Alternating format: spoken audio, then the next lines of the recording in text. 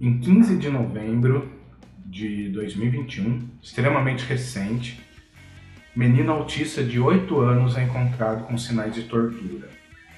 É uma matéria da Isto É e da TBTem que conta aqui na matéria que o menino saiu de casa com o objetivo de encontrar uma forma de solucionar um problema com uma câmera de uma casa azul e que ele foi abordado por uma pessoa que eles não sabem quem é, e essa pessoa levou esse garoto autista de 8 anos para dentro de um matagal e ali começou a espancar essa criança. As imagens que tem aqui, todas com filtro, né, todas obstruídas para preservar a imagem da criança, aqui na matéria, elas mostram pra gente todo um rosto machucado, sangue, uma orelha toda machucada, enfim, uma criança de 8 anos toda machucada. Eu sei que isso não é uma realidade somente de quem está dentro do espectro do autismo, mas é uma realidade muito frequente de quem está dentro do espectro do autismo. Existe uma série de inabilidades no desenvolvimento de quem está dentro do espectro do autismo. Muitos deles, a grande maioria, apresentam comorbidades que atrapalham a análise crítica e coisas desse tipo, como por exemplo a deficiência intelectual. E eu acho que não é novidade nenhuma para você isso, e espero que não seja, que a grande maioria dos autistas são autistas graves e mais severos, ou seja, precisam de muito apoio, precisam de muita ajuda. E por que é que eu comecei o nosso discurso de hoje, né, a nossa conversa sobre ética de hoje, a conduta ética, né, a parte 2, falando de um caso de tortura, de violência. Porque muitas pessoas veem isso, se chocam, como eu me choquei, né, mas uma coisa que a grande maioria não faz e que deveria fazer é assumir algum nível de responsabilidade perante isso. Em alguma medida, você vai ter a responsabilidade, assim como eu, assim como todos que se propuseram a trabalhar no sentido do que a gente falou no vídeo da parte 1, de qualidade de vida, bem-estar e independência e autonomia das pessoas. Eu sei que você não pode, assim como eu não posso, ou não pude, na verdade, sair daqui, ir lá e salvar esse moleque e colocar ele dentro de casa. Mas eu tenho umas centenas de crianças aqui que estão sobre a minha responsabilidade e a responsabilidade da minha equipe, que eu posso ajudá-los a formar um comportamento, ou melhor, a desenvolver um repertório comportamental que vai, de alguma medida, evitar esse tipo de problema, evitar esse tipo de situação. Não, a responsabilidade ética, quando eu coloco para vocês, não é a responsabilidade ética somente do que você faz, mas também é a responsabilidade ética de tudo que acontece no universo em que você se propôs a trabalhar, a proteger de certa maneira uma pessoa, ensinando ela a ser independente e autônoma. Entende por que eu digo que todo mundo tem uma responsabilidade ética e que tem que seguir? Que quando eu falo, ou falei no outro vídeo, ou mesmo lá no Instagram, eu falei, puta que pariu, essas clínicas, esses caras colocam a criança o dia inteiro, das 8 até as 8 do dia, sei lá qual que é a carga horária exata, fazendo intervenção trancado numa sala e nem é intervenção, aba de verdade, e eu ficar puto com isso, porque tudo que a gente faz e tudo que a gente está fazendo aqui tem implicações, né? Eu vou cuidar do Joãozinho aqui, só que é um modo de cuidar do Joãozinho que eu preciso levar ele a não cometer uma coisa que ele nem sabe que é equívoco, muitas vezes, como a desse garoto que infelizmente passou por essa situação e felizmente sobreviveu, porque muitos não sobrevivem, muitos, né? Há um índice muito grande de casos de abuso sexual que a menina autista ou deficiente intelectual fica grávida. E não é grávida de um cara na rua que viu que era bonitinha, não. É grávida do tio, é grávida do primo e por aí vai. Então, a responsabilidade ética é uma coisa muito mais ampla. Então, se eu quero ser responsável pelo meu paciente, eu tenho que saber que tem centenas de crianças que também precisam de um cuidado semelhante a este que eu estou oferecendo. Então pega essa deixa da responsabilidade ética e vem comigo para entender quais são as perguntas que a gente tem que fazer sobre a ética e qual é o teu papel, agora sim, de um modo bem prático, na esfera de desenvolvimento ético. Combinado? Vamos fazer isso? Lembrando, isso daqui é um canal educacional, não é um canal de entretenimento. Então, se você está aqui para se entreter, tchau, vai lá, vai curtir sua vida. Quem está aqui fica para aprender, tá? Djalma, assisti até o minuto 3 do seu vídeo, aí você começou a falar umas palavras difíceis e eu não gostei. Gente, não é assim. É educação.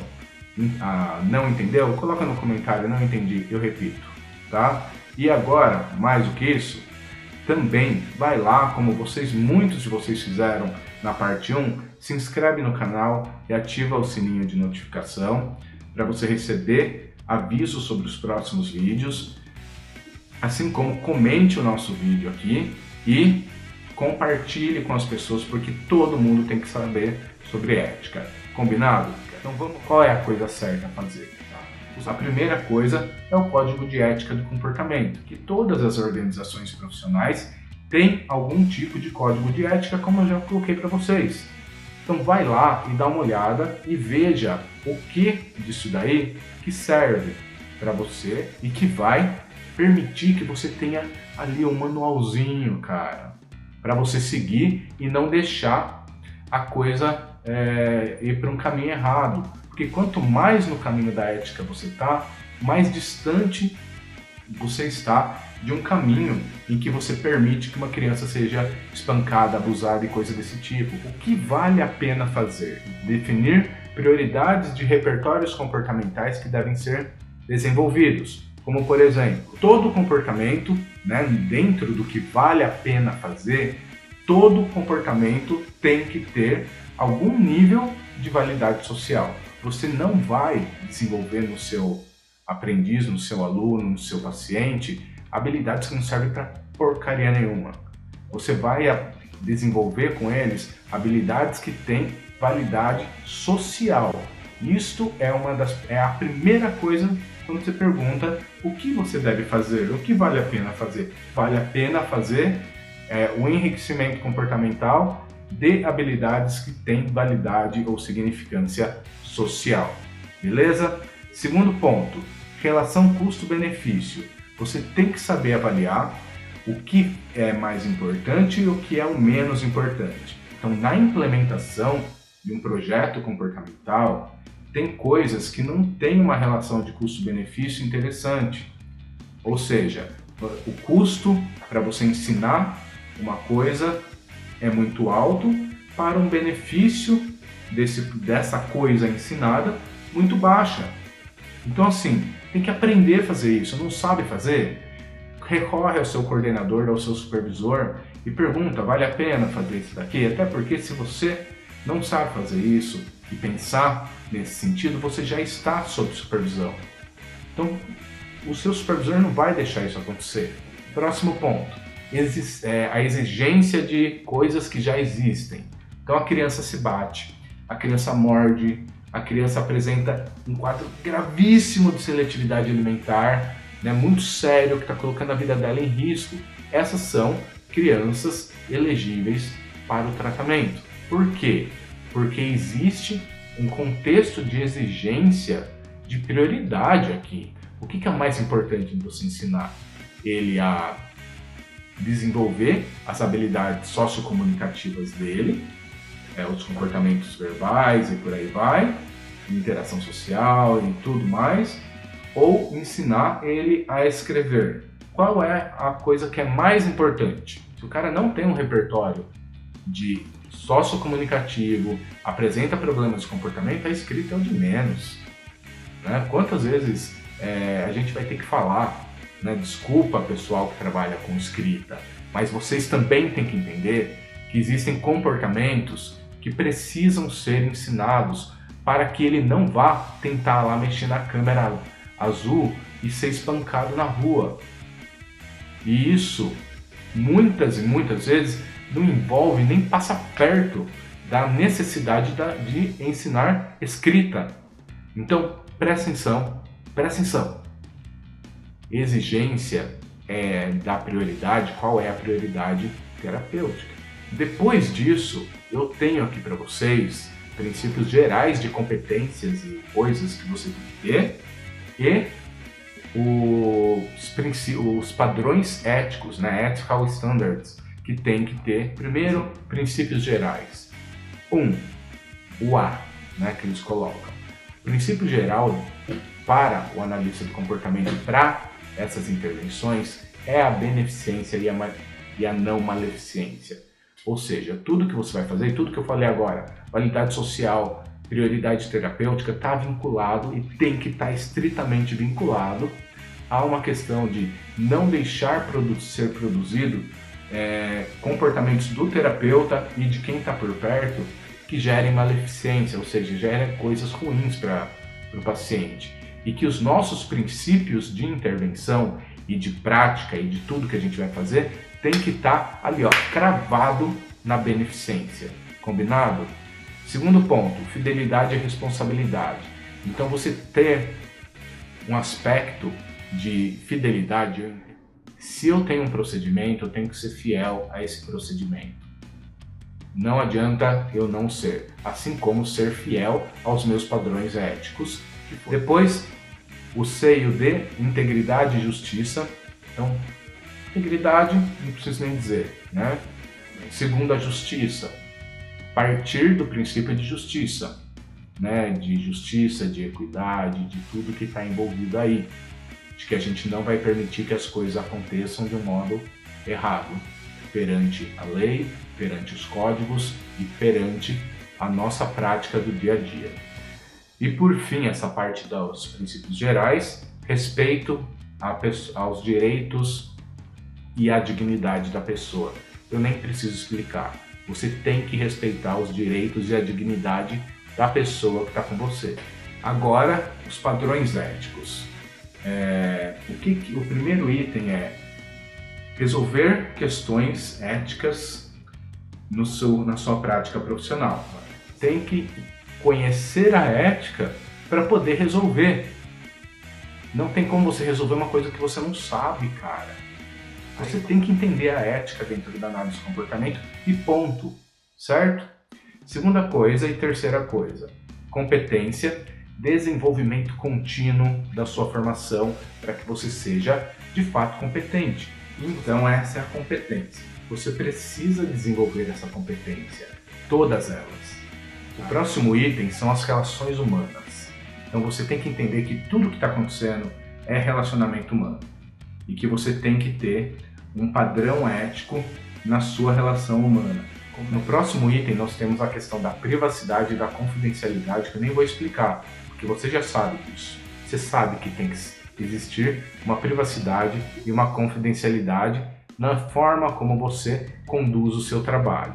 Na sequência, nós temos o cuidado com os dados, né? Tanto como você coleta, como você guarda. Educação e treinamento, já falei para vocês. Educação contínua e treinamento contínuo. Publicações e pesquisas. Quem está nessa área vai fazer publicações, vai fazer pesquisa. Quem não está vai ler as publicações e as pesquisas. Você tem que estudar, tá claro? É isso. Depois, nós temos avaliações e terapia. Então, manjar, dominar como são as avaliações que acontecem e como são as terapias. É isso que você tem que fazer.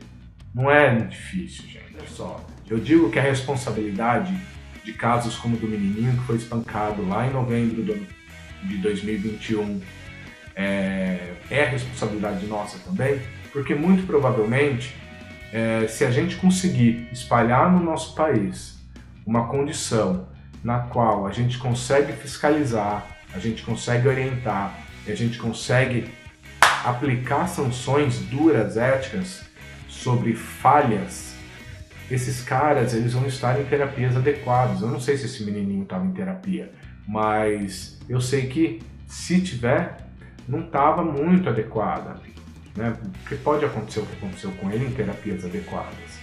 Mas muito provavelmente, se já existia esse risco, O terapeuta lembra da validade social, das coisas, da exigência, prioridade terapêutica. O terapeuta, o aplicador, o supervisor, todo mundo já teria traçado alguma... É tão complexo esse assunto que eu poderia passar o ano falando com vocês disso. O importante é, ouça tudo que eu falei, tá? E vai ler, e vai estudar, e vai fazer supervisão. Ética. Nós precisamos conversar sobre ética.